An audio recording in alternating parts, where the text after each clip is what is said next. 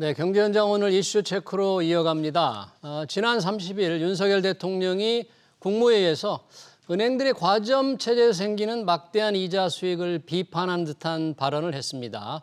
먼저 좀 들어보겠습니다.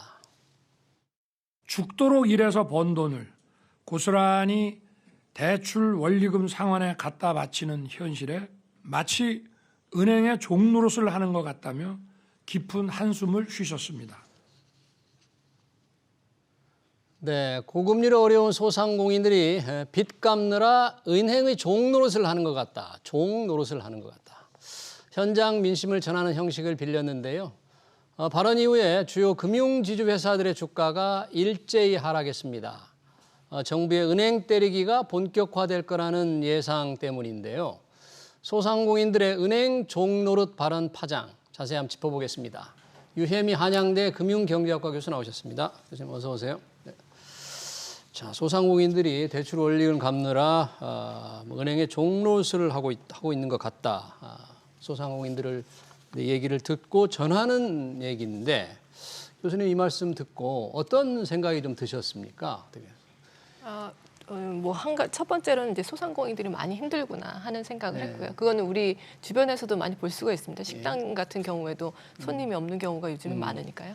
이제 두 번째로는 이제 은행의 종노릇이라는 이제 표현을 봤을 때 은행이 다시 한번 이제 강한 압박을 받겠구나 하는 생각을 하게 됐습니다.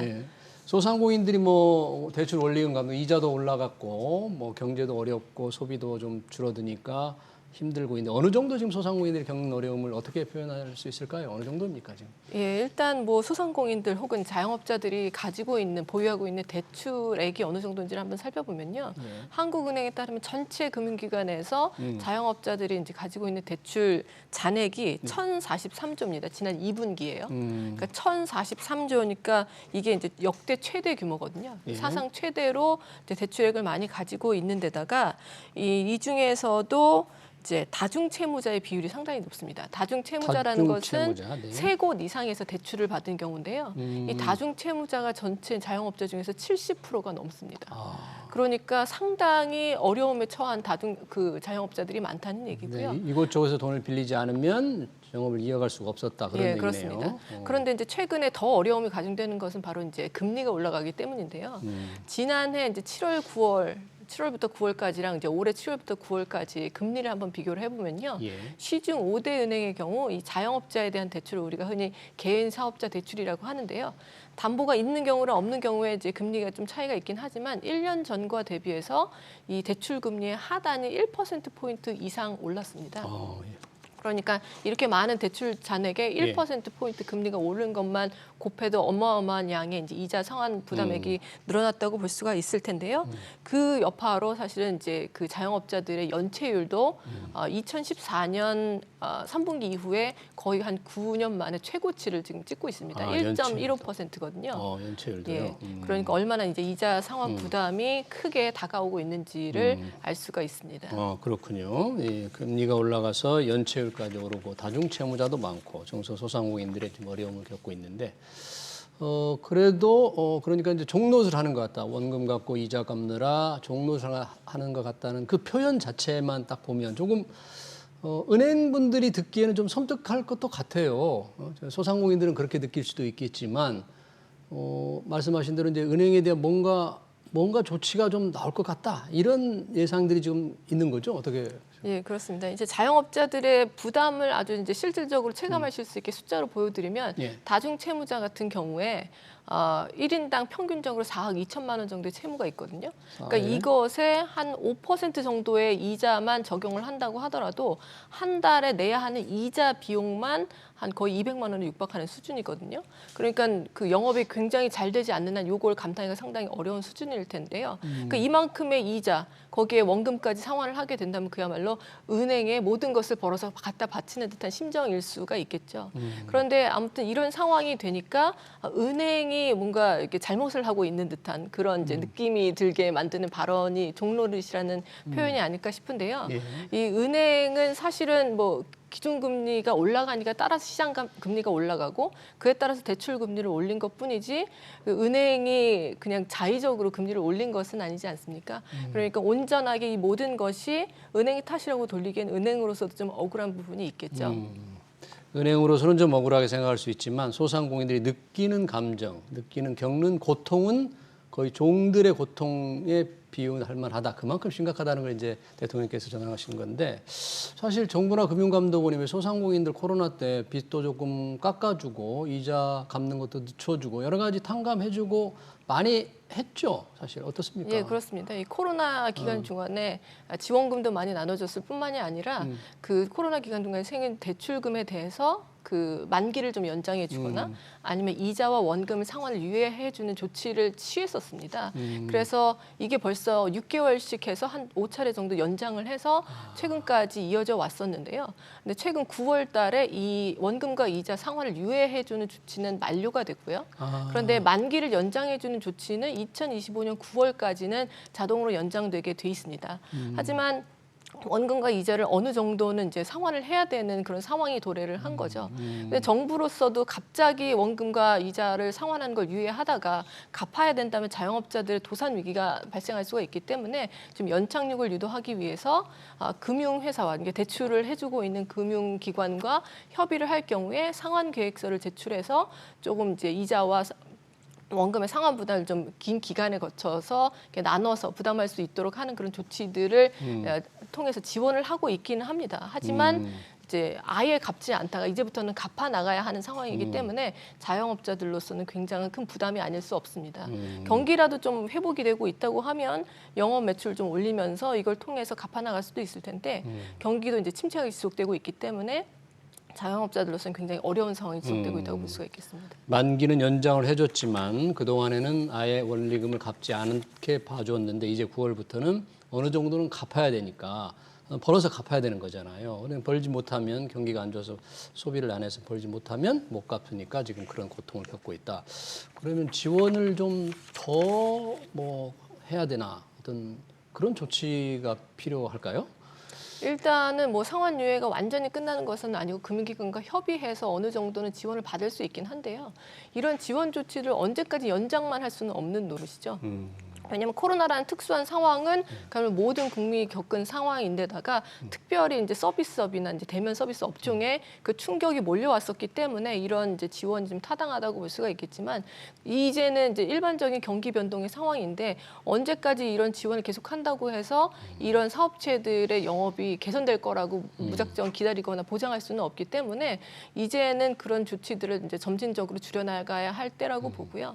그래서 만약에 그럼에도 불구하고 이제 개선 가능성이 있다든지 앞으로도 회생 가능성이 높은 업체들에는 아무래도 뭐 금융기관에서도 협의를 통해서 좀 더 지원을 해줄 수는 있겠지만 그런 가능성이 크지 않은 업장은 아무래도 시장에서 퇴출되는 그런 압박을 받을 수밖에 없는 상황이 될 수 있을 것 같습니다. 네, 그렇군요. 코로나 이제 비상시기가 지났기 때문에 조금씩 정상화하는 과정에서 생기는 많은 문제들인데 그런 과정에서 은행들은 막대한 이자 수익을 거두고 있다. 그래서 이자 수익이 뭐 사상 최대다 이런 이제 보도가 많이 나오잖아요.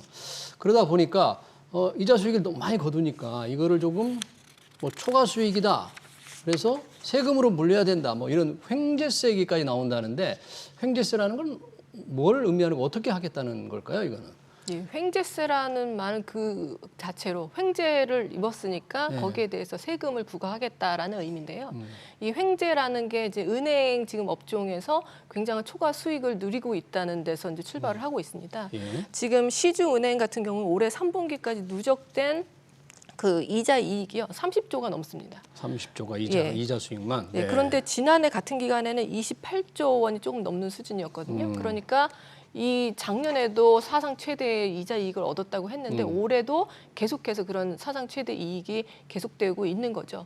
그러니까 모든 경기 침체를 모든 사람들이 어려운 가운데 은행업만 유일하게 이제 이자 이익이 높아지니까 이 고금리의 피해는 모든 국민들이 받고 있는데 은행만 너무 이익을 얻고 있는 것이 아니냐는 그런 생각에서 뭐 국회의원들 일부는 그런 이제 법안을 발의하기도 했습니다. 그래서 그 횡재를 입은 그 뭐 금리를 인상하는 것이 은행의 이제 자발적인 그런 결정이라기보다는 전반적인 경제 환경이 네. 금리가 올라가는 환경으로 변했기 때문이니까 이거는 예상치 못한 횡재의 이득이고 이것을 좀 사회에 환원하는 것이 낫겠다. 그것을 세금의 형태로 하자라는 것이 바로 횡재세의 기본 아이디어라고 볼 수가 있겠습니다.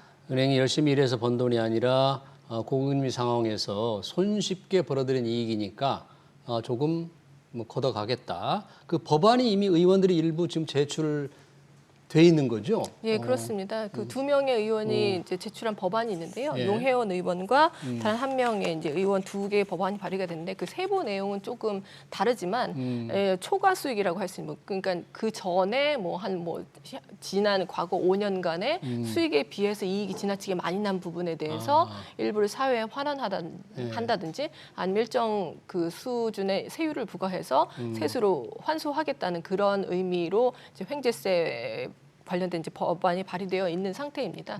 하지만 그것과 관련된 논의가 약간 지지분진한 상태였었습니다. 그래서 지난해 은행들이 최대 이익을 거두면서 이 횡재세 논의가 굉장히 활발하게 이루어지다가 어느 순간 이 좀 잠잠해졌었는데 최근에 다시 은행의 이자 이익이 최대치를 거뒀다라는 이제 뉴스가 나오면서 그리고 이제 대통령의 발언과 맞물려지면서 횡재세에 관한 논의가 다시 또 불거지고 있는 그런 상황입니다. 혹시 횡재세를 물려야 된다. 의원이 이제 입법 발의를 했다는데 그러면 거꾸로 만약에 은행이 손실을 보거나 평소보다 이익이 적으면 뭐 정부가 돈을 돌려줄 수도 없는데 세금으로 물리는 그 횡재세의 안에 대해서는 혹시 교수님은 어떻게 보세요? 그거는? 일단 횡재세라는 것이 시장 원리 혹은 이제 자본주의 시장 원리에 정면으로 배치하는 것이기 때문에 저는 이제 찬성하지는 않고요. 횡재세라는 것은 아까 이제 앵커님께서 말씀하셨지만 이익이 났을 때 여기에 세금을 걷어서 모두 걷어들이겠다 하면 그야말로 손실이 났을 때도 보전하는 것이 보장이 돼야 되는 것이거든요. 그런데 그럴 일은 없으니까요. 횡재세라는 것이 이제 공정성 논란을 일으킬 수도 있고요. 그리고 은행이 이자 이익이든 어떤 이제 소가 수익을 벌어들이게 되면 현재 이제 법인세를 부과를 하고 있기 때문에 법인세수로 어느 정도 거칠 것이거든요. 그렇죠. 여기에 또 초과이익을 환수하는 그런 어떤 추가적인 횡재세를 도입을 한다는 것은 이중과세 논란을 불러일으킬 수도 있고요. 네. 그리고 애초에 이렇게 이득이 났을 때 이것을 본인이 가져가지 못한다는 것은 주주들에게 손해를 입히는 그런 상황이 될 수도 있고요. 그리고 그 은행 입장에서도 경영에 있어서 뭐 이윤을 많이 창출할 수 있도록 노력할 유인 자체가 없어지기 때문에 여러 면에서 횡재세는 경제학적 논리에는 맞지 않는 법안이라고 봅니다. 네, 횡재세는 경제적 논리에 맞지 않는다. 그런데 횡재세가 나올 정도로 은행의 이익이 많이 거둔 것은 은행 수가 몇 개 안 되니까 이게 과점의 이익을 누리고 있다. 이유가 거기에 있다. 과점 체제가 문제가 있다. 이런 지적인데 그런 부분들은 어떻게 보십니까? 예, 과점 지금 형태가 된 것은요. 애초부터 은행들이 지금 현재 시중은행 5개 은행들의 이제 점유율이 상당히 큰 상황인데 이렇게 이제 굳어져 오게 된 것은 역사적인 히스토리가 있는 거죠. 그래서 예전에는 훨씬 더 은행 수가 많아서 뭐 한 20개 이상의 은행이 있었던 시절도 있었는데 여러 이제 위기들을 거치면서 은행 간의 뭐 합병도 이루어지고 뭐 퇴출도 이루어지고 하면서 현재 과점 체제가 굳어지게 된 것이거든요. 그런데 이 은행이라고 하는 것이 사실은 진입과 퇴출이 그렇게 용이하지 않은 특수한 산업이기 때문이기도 합니다. 은행 같은 경우에 이 은행의 자금 중개 기능이 망가지게 된다면 그냥 금융 시스템 중에서 어느 한 은행이 부실화되는 것에 그치는 것이 아니라 실물 부분 전체로도 그 효과가 파급이 되는 굉장히 큰 위기 상황이 되는 것이거든요. 예. 그렇기 때문에 뭐 부실한 은행이 하나 발생한다고 해서 손쉽게 퇴출을 시킬 수도 없는 것이고 이 은행 산업에 어떤 은행이도 원하면 무조건 진입하게 할 수도 없는 상황이라서 과점 체제는 어느 정도 불가피한 측면이 있습니다. 그리고 은행의 이자 이익이 너무 큰 부분을 차지한다는 비난에 대해서도 한 가지 이제 이유를 들 수가 있는데요. 예. 비이자 수입 같은 경우는 대개는 수수료 수입이라든지 수수료요? 예, 네. 아니면 파생상품 투자 수입이라든지 이런 것들을 들 수가 있을 텐데요. 지금 국내 은행 같은 경우는 수수료를 그렇게 많이 부과하고 있지 않습니다. 미국 같은 경우에 비해서요. 다른 나라 은행에 비해서? 예, 이를테면 미국 같은 경우는 네. 요금을 예금 같은 경우에 어떤 잔액이 일정 수준이 안 되면 계좌를 유지하는 수수료를 내야 되거든요. 근데 한국 같은 경우 은행에 그런 수수료에 대해서 는 들어본 적이 없습니다. 그러니까 이자 이익이 아닌 다른 부분의 수익을 올리기 위해서는 지금의 수수료 체계를 개편해서 소비자의 부담이 좀 높아질 가능성도 있고요. 예. 파생 상품에 대한 투자를 좀 더 확대하면서 뭔가 또 위험도가 높아질 수 있는 요인도 있기 때문에 이자 이익의 비중이 높다는 것만 갖고 비난하기는 좀 어려운 측면이 있습니다. 지금 은행의 과점 체제가 은행 산업을 시작하거나 퇴출하는 데 따른 제한 때문에 이제 불가피한 측면도 있다고 했는데 사실 지난 봄에도 이 과점 체제에 문제가 있어서 뭐 경쟁 체제를 강화하기 위해서 특단의 대책을 마련하라 윤석열 대통령이 직접 지시를 했잖아요. 근데 어떤 진전이 전혀 없는 거죠, 그는 불가피하게. 한 6월쯤에 금융당국에서 어떤 이제 정책들을 준비하고 있는지에 대해서 기사가 난 적이 있긴 한데요. 네. 그 이후에 아주 뚜렷하게 발표한 대책이 있는 것은 아닙니다. 근데 이 대책이 너무 성급하게 나온다면 그것도 또한 우려스러운 일일 수가 있을 텐데요. 네. 은행의 그냥 경쟁을 촉진한다는 것 자체는 굉장히 좋게 들릴 수가 있습니다. 모든 경쟁이 촉진된다는 것은 뭐 소비자에게 그 이익이 돌아갈 수 있다는 생각을 하시기 때문일 텐데요. 근데 은행 산업의 특징을 고려했을 때 경쟁이 무조건 촉진되는 것만이 중요한 것은 아니고 은행의 건전성을 계속해서 담보할 수 있는 방향으로 경쟁이 촉진돼야 될 텐데요. 인터넷 은행을 좀 이제 활용해서 조금 더 인터넷 은행의 진입을 용이하게 한다든지 아니면 이제 소규모 특화 은행에 대해서도 사실은 도입을 고려했었는데 미국의 실리콘밸리 은행의 파산을 기점으로 해서 그 부분에 대한 것은 이제 중요한 대안이 될 수 없다고 해서 좀 이제 더 이상 고려하지 않는 상황이 됐습니다. 그래서 이 경쟁을 촉진하는 방안도 이것이 궁극적으로 초래할 은행 산업의 안정을 과연 이제 담보할 수 있는지 아니면 이것으로 인한 부작용을 없는지를 세심하게 검토를 해야 되기 때문에 그렇게 쉽사리 정책을 내놓기는 좀 어려운 측면이 있습니다. 그렇군요. 과점 체제 한계는 있고 은행의 이자 수익이 많다고 하지만 뭐 수수료를 좀 덜 받고 있기 때문에 불가피한 측면도 있고 그러나 은행에 대한 비난은 소상공인들이 이 종로를 살 정도 비난은 더 높아질 테고 무슨 은행으로서는 좀 묘책이 없을까요? 횡재세 같은 거 안 물리면서 조금 피해갈 수 있는 방법은 없을까요? 그래서 은행의 입장에서도 이제 사회 환원을 조금 더 많이 하는 그런 방향으로 지금 진행이 되고 있습니다. 은행 입장에서 이렇게 비난을 계속해서 받는 것은